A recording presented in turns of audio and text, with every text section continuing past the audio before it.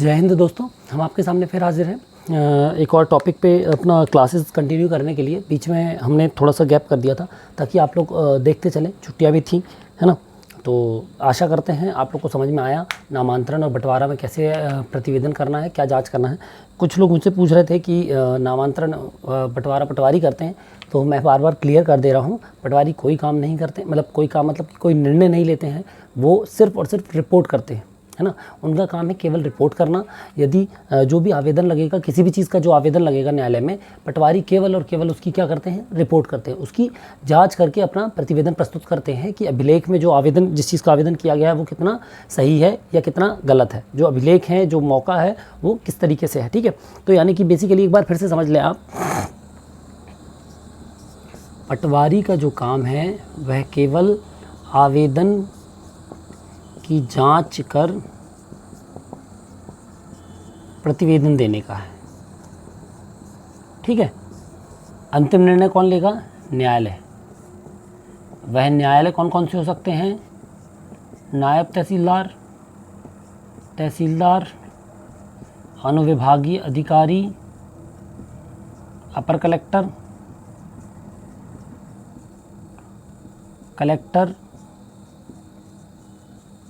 ठीक है, और कमिश्नर, राजस्व बोर्ड, राजस्व मंडल, साथ ही सिविल कोर्ट,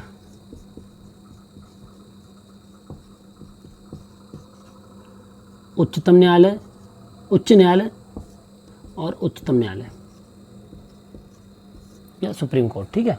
तो ये न्यायालय जो भी ज़मीन से संबंधित कोई केस होगा तो उसकी केवल प्राथमिक जांच के लिए किसको कहेंगे?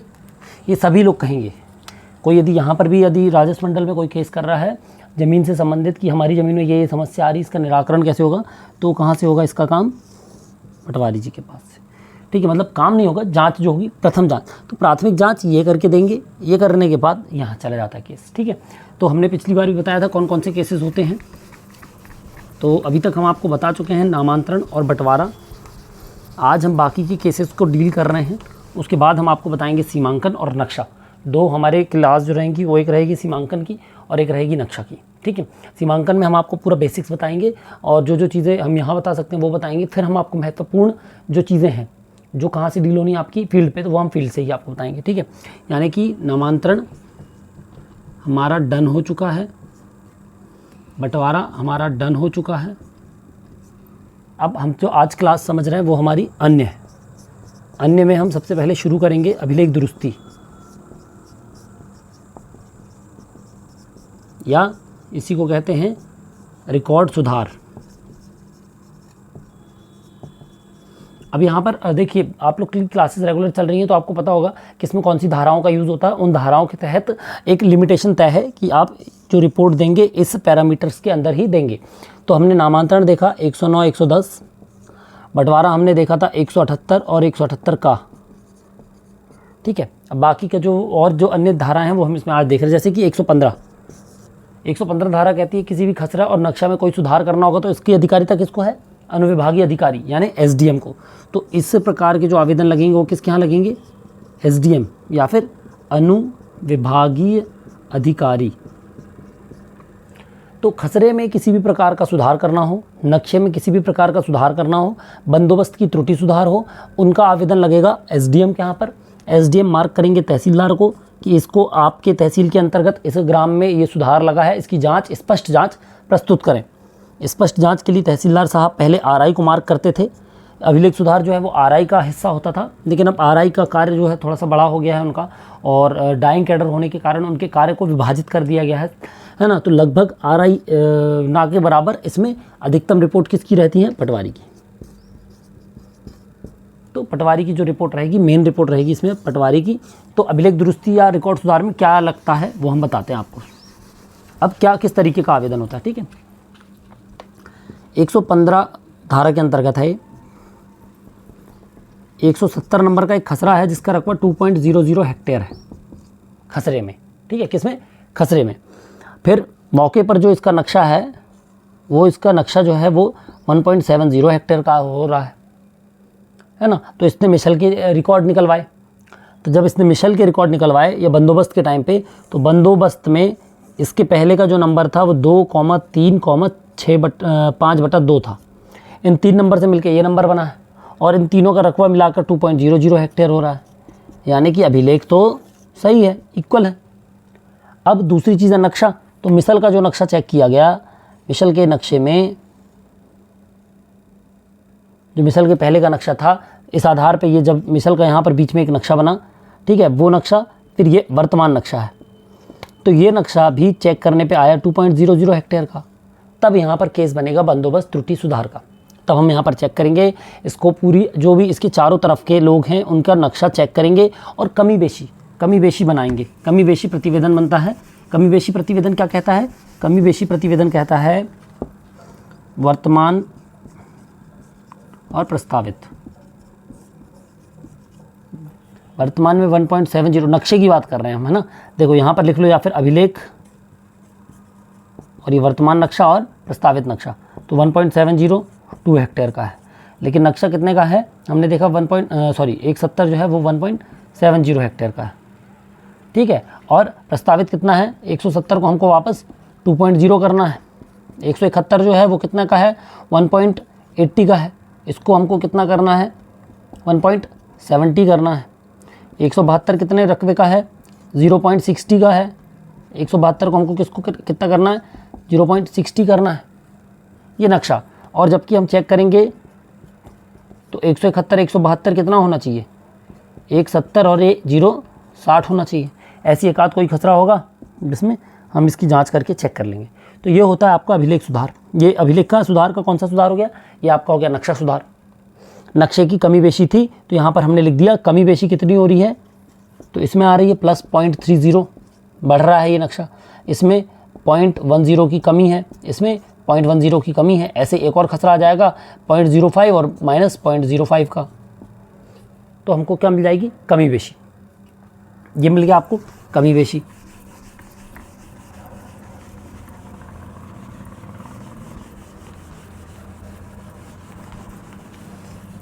ठीक है, अब आता है इसी में, ये तो हमने देखा नक्शा सुधार। इसमें आता है अभिलेख सुधार। अभिलेख सुधार में क्या है? 113 नंबर पर 2 हेक्टेयर में राम का नाम लिखा है, लेकिन राम का नाम राम नहीं है, राम कुमार है या राम कुमारी है, ठीक है। तो अब ये लिखा था राम पिता सुरेश, जबकि उसका नाम है राम कुमारी पति सुरेश।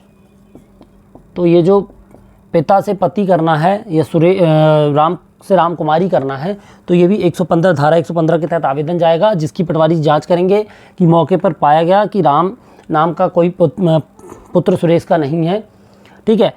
जो नाम उनका लिखा हुआ है वो राम नहीं है, राम कुमारी का नाम लिखा हुआ है और राम कुमारी के नाम से ही ये सुधार हो जाएगा। तो यहाँ पर राम की जगह राम कुमारी का आदेश कौन कर देगा? एसडीएम। जब एसडीएम आदेश कर देंगे उसके बाद हम इसका रिकॉर्ड सुधार देंगे। कुछ जगह पे और चीज़ होती है, जैसे कि हम चालू नाम लिख देते हैं। क्या लिख देते हैं हम? चालू नाम। आप गांव में जाएंगे, पुराना रिकॉर्ड आपको मिलेगा चालू नाम से, छोटू, ठीक है, छोटू पिता सुरेश। अब छोटू जब ज़मीन में कोई कार्य करा रहा है, लोन ले रहा है, तो उसको दिक्कत आ रही कि नाम की विसंगति है, तो उसने वहाँ पर नाम लिखवाया अपना कि भाई मेरा नाम है राजेश, पिता सुरेश। तो यहाँ पर सुधार हो जाएगा और नया नाम लिख जाएगा छोटू उर्फ राजेश पिता सुरेश। इस तरीके से इसकी अभिलेख सुधार हो गया, ठीक है। तो अब आप समझ गए कि अभिलेख सुधार में कौन कौन से चीज़ें रहती हैं। आपको इसमें मौके पर क्या करना पड़ता है? अभिलेख के साथ साथ आपको व्यक्ति की जांच करनी पड़ती है। ज़्यादातर आपको मौका जांच करना पड़ता है इसमें अभिलेख सुधार में, मिसल जांच करनी पड़ती है और मिसल के साथ आपको व्यक्ति की जाँच करनी पड़ती है। ये हो गया आपका। फिर आता है इसके बाद आपका अभिलेख सुधार के बाद आ जाता है हमारा पेट्रोल पंप। किसी को पेट्रोल पंप खुलवाना है, वो आपको आवेदन देगा। जब वो आवेदन देगा तो हमको क्या करनी है? उसकी जांच। तो उसका फॉर्मेट तय है ना, इतने बिंदुओं का, इसके आसपास पटाखे की दुकान तो नहीं है, स्कूल तो नहीं है, मंदिर तो नहीं है, मस्जिद तो नहीं है।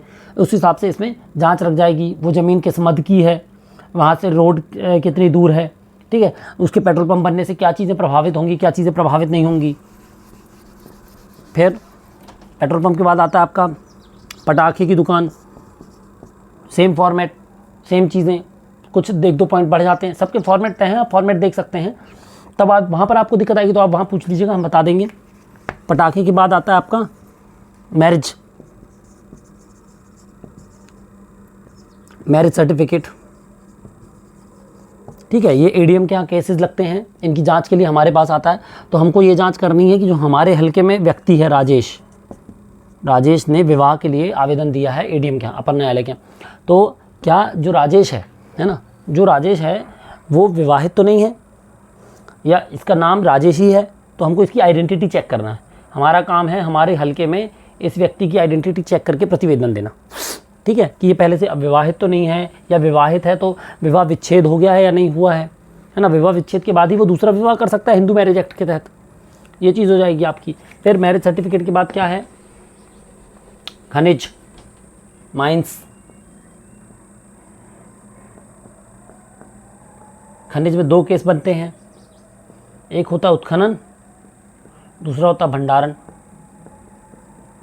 आप जाएंगे जब आपके पास यदि हल्के में खनिज का कहीं भी कोयला या लाइमस्टोन, ग्रेनाइट है ना, या अदर मिनरल्स, बॉक्साइट, कोई और उत्खनन हो रहा होगा तो, या उत्खनन करना होगा उनको किसी सरकारी ज़मीन पे, प्राइवेट ज़मीन पे, तो वो आपसे परमिशन मांगेंगे। तब जब आप उत्खनन की अनुमति देते हैं तो 23 बिंदुओं का, 25 बिंदुओं का केस होता है। उस 25 बिंदुओं के केस प्रतिवेदन पॉइंट्स पे आप प्रतिवेदन देते हैं कि यह भूमि उत्खनन लायक है या नहीं, या इसके उत्खनन से आसपास क्या दिक्कत होगी, ठीक है, पॉल्यूशन कंट्रोल के हिसाब से इन्होंने क्या प्रावधान किए हुए हैं, या ये चीज़ें किए जानी चाहिए।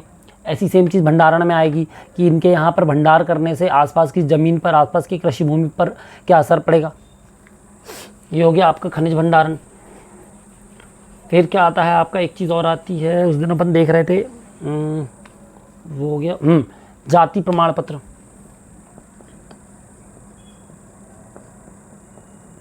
जाति प्रमाण पत्र में आपकी टीप लगेगी, ये भी एसडीएम के यहाँ से ज़्यादातर आवेदन लगते हैं इसमें। जाति प्रमाण पत्र में क्या टीप लगेगी, जाति प्रमाण पत्र में आपको देखना है SC ST OBC, है ना। तो यदि OBC है तो किस ईयर से उसका वो वहाँ पर रह रहा है, उस गांव में रह रहा है। ST है तो किस ईयर से उसके पूर्वज या उसका परिवार कौन रह रहा है। SC है तो कब से रह रहा है। अब यदि उसके ब्लड रिलेशन में, है ना, या उसके परिवार के जो ब्रांच है उसमें किसी व्यक्ति का बना हुआ है तो वो सपोर्टिंग डॉक्यूमेंट रहता है, तो उसके आधार पे वो हम रिपोर्ट लगा देते हैं कि इनका बना हुआ है, इनके पिता का बना हुआ है, इनके चाचा का बना हुआ है, इनके भाई का बना हुआ है ना। संलग्न सिजरा से ज्ञात होता है कि इनका ये जाति है और इनका प्रमाण पत्र पहले से जारी है। तो ये जाँच हो गई आपकी। जाति प्रमाण पत्र के बाद आता है एक EWS, है ना। ये ऑनलाइन आवेदन होते हैं, 8 लाख से कम वाले जो होते हैं आवेदन। इसमें आपको क्या जांच करनी है, इसमें आपको, हालांकि वो शपथ पत्र देता है तो इसमें जांच का प्रावधान कम कर दिया है, पर फिर यदि आपके पास आ रहा है कोई आवेदन डायरेक्ट आ रहा है तो कोशिश करिएगा कि आपके पास कोई आवेदन डायरेक्ट ना है, उसको बोले कि आप आवेदन करें, आवेदन आपको न्यायालय से मिले तब आप जाँच करें, वो ज़्यादा ऑथेंटिक रहता है ना। तो हमने देखा EWS में भी सेम चीज़ का पैटर्न है, जांच होगी, जांच करने के बाद हम उसमें टीप लगा देंगे कि ये व्यक्ति यहीं रह रहा है, इसका मकान 1800 या 2000 स्क्वायर फीट का तो नहीं है, 1500 स्क्वायर फीट के क्षेत्र के हिसाब से नगरीय क्षेत्र है, नगरेतर क्षेत्र है, ठीक है। फिर कितनी कृषि भूमि है उसके पास। इसके बाद आता है BPL में 21 बिंदुओं का या 16 बिंदुओं का, अलग अलग जगह पे, अलग अलग क्षेत्र में अलग अलग इसका प्रोफार्मा, एक फिक्स प्रोफार्मा नहीं है, लेकिन फिर भी इसका जो एक फॉर्म आता है उसमें आपको वैसे तो क्या देनी चाहिए, केवल ज़मीनी जानकारी, केवल भूमि संबंधित जानकारी की आप टीप लगा दें। बाकी की जांच कुछ जिलों में इसका कर दिया, CLR महोदय ने वो किए थे पत्र तब, तो ये जिलों पर छोड़ दिया, सचिवों पर, क्योंकि सचिव वहीं पर रहते हैं ग्राम पंचायत में, तो वो अच्छे से इसकी जांच कर सकते हैं। और यदि आपको जांच करना हो तो आप वो बिंदुओं का फॉर्मेट है उस पर जांच करें, उसके बाहर जांच ना करें, और कोशिश करें कि हमको केवल ज़मीनी जांच करनी है। हम ज़मीनी बिंदु, जो भी ज़मीनी जांच करके हम बिंदु लिख दें कि इसके पास सिंचित भूमि है, असिंचित भूमि है, और हम टीप लगा दें, है ना। ये हो गई BPL की जांच आपकी। इसके अलावा और क्या जांच होती हैं, इसके अलावा रेत उत्खनन की जांच होती है, जहाँ पर आपको लगाया जाता है पॉइंट्स पे कभी कभी, और RBC 64, हाँ अब हम आते हैं RBC 64 पे। RBC रेवेन्यू बुक कोड या बुक सर्कुलर, है ना, 64, ये होता है प्राकृतिक आपदा, आप लोगों ने सभी लोगों ने ओ माई गॉड देखी होगी, तो ओ माई गॉड में उसको प्रावधान रहता है, उसको मुआवजा मिलेगा एक्ट ऑफ गॉड के कारण, है ना। जैसे कई जो प्राइवेट इंश्योरेंस वाले होते हैं वो क्या कहते हैं, एक्ट ऑफ गॉड है तो हम आपको उस पर हम क्लेम नहीं दे सकते, है ना। यदि कोई मैन मेड डिजास्टर हुआ है, मैन मेड कुछ हो रहा है तो उस पर क्लेम अलग रहता है, और एक्ट ऑफ गॉड है तो उसका क्लेम का रेशियो जो रहता है वो बहुत अलग रहता है। तो आरबीसी 64 जो है वो ये कहता है, यदि कोई प्राकृतिक आपदा हो रही है, कोई प्राकृतिक आपदा के कारण कोई क्षति हो रही है, चाहे वो किसान की हो, किसान की मतलब किसान के कृषि भूमि की हो, किसान की जान माल की हो, गाय की, पशु की हो, है ना, तो उसका मुआवजा कौन देगा, आपका सरकार देती है। तो उस चीज़ के हर चीज़ के मापदंड तय हैं कि 1 एकड़ में कितना, सिंचित ज़मीन पे कितना, कृषि भूमि पे कितना, भैंस पे कितना, बछड़ा पे कितना, पड़वा पे कितना, है ना। और यदि कोई पालतू जानवर नष्ट हो जा रहा है, आग लग जा रही है ज़मीन पर, तो उसकी जांच का प्राथमिक अधिकार पटवारी जी को है। पटवारी जी जांच करेंगे, मौके पर जाएंगे कि प्राथमिक जो भी घटना घटी है ये प्राकृतिक आपदा है या नहीं है, और यदि प्राकृतिक आपदा है तो इससे कितनी क्षति हुई है, वो क्षति का फिर पंचनामा बनेगा और उसका फिर आवेदन लगा देंगे कहाँ पर, न्यायालय में, ठीक है। तो इसमें क्या रहता है कि जो भी घटना घटे तो आप इंतजार ना करें कोई भी चीज़ का। तो आपको जब ये केसेस मिलें, इसको आप इसमें प्रावधान तो वैसे 24 घंटे का है, पर कोशिश करें फिर भी इसको अर्लीस्ट पे सॉल्व करने की। जिस भी दिन आप न्यायालय जब जाएं तो इसको केस को इकट्ठा कर लें और फिर न्यायालय में जाकर इसकी जांच करके इसको अर्ली डिस्पोजल दे दें, अपनी तरफ से अर्ली क्लियरेंस दे दें, है ना। फिर वो न्यायालय में जो भी उसकी प्रक्रिया होगी, पेशी होगी, जाँच होगी, वो चलती रहेगी। तो ये हो गया आपका RBC 64। अब एक महत्वपूर्ण टॉपिक है ना, उस पर अपन आते हैं।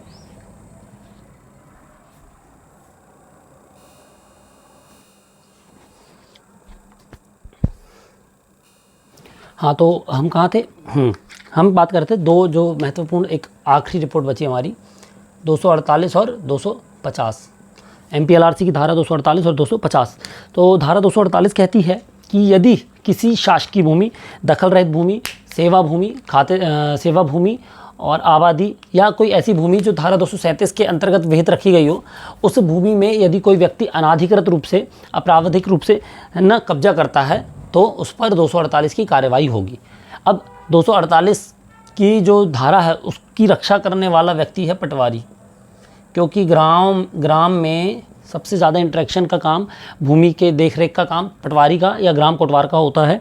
तो आपको शासकीय भूमि की सूची आपके पास होगी, आपके खसरे में उपलब्ध है, आप निस्तार पत्रक में उपलब्ध है। उस भूमि को आप जाकर देख लें, चिन्हांकित कर लें, और फिर यदि कोई व्यक्ति उस पर कब्जा कर रहा है, चाहे वो PM आवास भी बनाए तो भी, है ना, तो भी आप उस पर यदि वो कब्जा कर रहा है अनाधिकृत रूप से, तो आप वहाँ पर आवेदन देंगे न्यायालय को और न्यायालय उसको बेदखली का आदेश देगी, ठीक है। अब इसके लिए कई बार ज़रूरी होता है सीमांकन। यदि आपको नहीं पता है आपकी बाउंड्री कहाँ तक है, सरकार की ज़मीन की बाउंड्री कहाँ तक है, तो इसका आप सीमांकन भी कर सकते हैं। इसके लिए किसी आवेदन की ज़रूरत नहीं है, क्योंकि वो भूमि किसकी है, राजस्व की भूमि है। अब आते हैं 250 पे। तो 250 होती है किसी निजी भूमि पर। निजी भूमि मतलब जैसे कि राजेश की एक ज़मीन है, ये राजेश की इतनी ज़मीन है, ठीक है, इस पे यहाँ पर सुरेश की ज़मीन थी, इसकी ज़मीन है सुरेश की। राजेश बहुत सालों से बाहर रह रहा था, उसने ज़मीन खरीद के छोड़ दी। सुरेश ने क्या किया, यहाँ पर कब्जा कर लिया। तो अब जब राजेश आया लौटकर, उसने क्या किया, सीमांकन का आवेदन किया। जब सीमांकन किया तब पता चला कि इसकी ज़मीन कम थी, इतनी कम हो रही थी। इसने क्रॉस चेक करवाया नक्शे से, तो पता चला यहाँ पर इतने भूमि पर किसका कब्जा है, सुरेश का। तो अब ये न्यायालय में क्या करेंगे, इस सीमांकन के आधार पर धारा 250 की कार्यवाही की मांग करेंगे, जिसके तहत सुरेश को बेदखल किया जाएगा। बेदखल करने के लिए जब न्यायालय से आदेश मिलेगा तब राजस्व निरीक्षक महोदय के निर्देशन में और स्थानीय पुलिस बल के निर्देशन में ये कब्जा खाली कराकर राजेश को दे दिया जाएगा। ये राजेश को ये भूमि इसकी सौंप दी जाएगी, ठीक है। तो ये बेसिक आपके काम है, ये बेसिक रिपोर्ट्स हैं जो आपको लगानी है। इसके अतिरिक्त इक्का दुक्का रिपोर्ट बीच बीच में कभी कभार आती रहती है, छोटी मोटी। बाकी मेन आपकी यही रिपोर्ट है, नामांतरण, बंटवारा, सीमांकन, फिर ये पूरी दुरुस्तियाँ जो हमने अभी जितने केसेस अभी बताए, ये सारे केस। इसके अलावा कोई एक्स्ट्रा केस नहीं आता है। एक्स्ट्रा केस रहता है इन्हीं से रिलेटेड जो रहते हैं, इन्हीं के सब सब्स्टिट्यूट में निकल आएंगे, 1-2 केसेस वो रहते हैं, अदरवाइज़ कोई केस नहीं है, ठीक है। मुझे नहीं लगता कि अब किसी को दिक्कत होगी इन चीज़ों को समझने में। अब जो आप पढ़ रहे होंगे अब आपको आसानी से थोड़ा सा समझ में आ जाएगा नियमों में कि कौन सा नियम आपके क्या काम आता है। तो धाराएं आपको बताती हैं, ये जो नियम आप पढ़ रहे हैं, नियमावली, नगर पालिका अधिनियम, या पढ़ रहे हैं MPLRC। हालांकि हम अभी ये क्लासेस के बाद एक क्लासेस में एक एक धारा, एक एक अधिनियम जो है उनको शॉर्ट में बता देंगे, ताकि जब एग्ज़ाम होगा तो आपको चीज़ें थोड़ा सा मगअप करने में या एग्ज़ाम पर्पज़ से पढ़ने में आसानी होगी, है ना। एग्ज़ाम ऑब्जेक्टिव होगा, 6 महीने के बाद कभी भी होगा, तो उसकी कोई दिक्कत नहीं है। आप जो बुक्स हैं वो या तो ले सकते हो, या इनके जो शॉर्ट पॉइंट्स हैं वो बना सकते हो अभी क्लासेस में, और थोड़ा थोड़ा बीच बीच में पढ़ते रहना, कोई दिक्कत नहीं है। पेपर इजी आता है यूजुअली, पर हम प्रजम्पशंस ना रखें, है ना। हम पहले से परसेप्ट करके ना रखें कि नहीं पेपर इजी आएगा, बाद में पढ़ लेंगे। कई बार आप जब फील्ड पे जाएंगे तब आपको इसका टाइम नहीं मिलेगा, इसलिए मैं ये कह रहा हूँ, है ना। तो समझ गए। अगली क्लास में हम आपको बताएंगे सीमांकन के बारे में। तब तक के लिए जय हिंद।